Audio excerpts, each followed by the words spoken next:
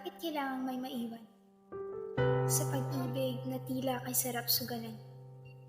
Ang istoryang nagsimula sa mahal kita na ngayon nagtapos sa katagang ayoko na.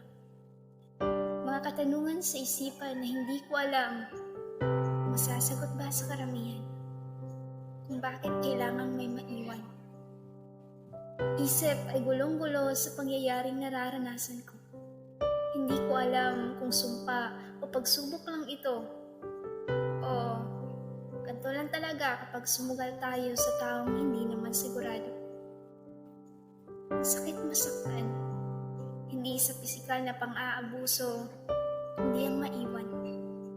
Maiwan sa lakbay na tayong dalawang tauhan, ngunit ngayon, sa iba mo na nais maramdaman.